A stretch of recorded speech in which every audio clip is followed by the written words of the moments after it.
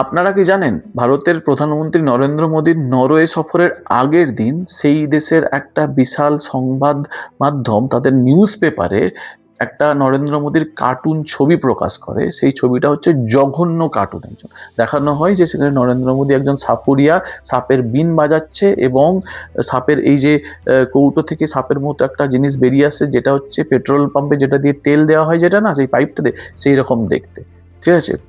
এবং ওপরে লেখা আছে টাইটেলে যে একজন অতি চালাক এবং বিরক্তকর মানুষ। ঠিক আছে। একবার ভেবে দেখুন, যেই দেশের রাষ্ট্রপ্রধান তার পরের দিন সেই দেশে একটা সফরে যাচ্ছে, সেখানকার নিউজ পেপার এরকম একটা নিউজ ছাপছে। এরপরে যখন আমাদের দেশের প্রধানমন্ত্রী নরওয়েতে গিয়ে সেখানকার এক সাংবাদিকের প্রশ্নের উত্তর এড়িয়ে চলে যায়, তখন বিরাট বিতর্কের সৃষ্টি হয়। এবং যে মহিলা সাংবাদিক এই প্রশ্নটা করেছিল, তিনি প্রশ্নটা করেছিলেন কেন নরেন্দ্র মোদী নরওয়ের সাংবাদিকদের কাছ থেকে প্রশ্ন নিচ্ছেন না। ঠিক আছে। তার কারণ হিসাবে সেই মহিলা সাংবাদিক বলেও দিয়েছেন লেকিন নরওয়ের নাকি প্রেস স্বাধীনতাতে 1 নম্বরে এবং ভারত নাকি 153 বা 157 নম্বরে। তার জন্য নাকি প্রধানমন্ত্রী নরেন্দ্র মোদী ভয়ে প্রশ্নের উত্তর এড়িয়ে চলে গেছেন। ঠিক আছে। এই যে সাংবাদিক, যেটা পরে ক্যাওয়া সৃষ্টি করেছে, পরে জানা যায় যে এইখান থেকে আগে থেকে কোনো প্ল্যানই ছিল না এই জায়গাটা থেকে প্রধানমন্ত্রী নরেন্দ্র মোদীকে কেউ প্রশ্ন করবে এবং তিনি তার উত্তর দেবে।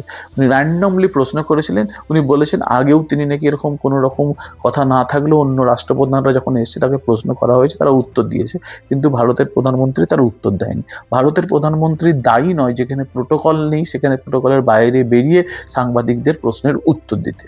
ঠিক আছে। এই ঘটনার পরে আমাদের দেশের এক বিরোধী নেতা রাহুল গান্ধীর সঙ্গে আমাদের দেশে যেসব সরকার বিরোধী বা প্রধানমন্ত্রী বিরোধী যেসব ইনফ্লুয়েন্সাররা আছে, তারা হচ্ছে সমাজ মাধ্যমে বিভিন্ন নেগেটিভ কমেন্ট করতে শুরু করেছে। ঠিক আছে। তো আমি একটা কথা বলি, এইসব ইনফ্লুয়েন্সারদেরকে আর আমাদের দেশের যে বিরোধী নেতা রাহুল গান্ধীকে, তিনি কেন যখন দেশের প্রধানমন্ত্রী এরকম সাপুরিয়া বিন বাজানো একটা ছবি অন্য দেশের সংবাদ মাধ্যমে ফার্স্ট পেজে প্রকাশিত হয় তখন কেন প্রতিবাদ করেন? ঠিক আছে। যখন দেশের প্রধানমন্ত্রী একটা প্রশ্নের উত্তর দেয়নি সাংবাদিকের, সেই প্রশ্নটার উত্তর দেওয়ার জন্য তিনি বাধ্যও নয় এবং প্রোটোকলের মধ্যে ছিল না, তখন এরা বিভিন্নভাবে দেশের প্রধানমন্ত্রী বা সরকারের সম্বন্ধে কথাবার্তা বলছে।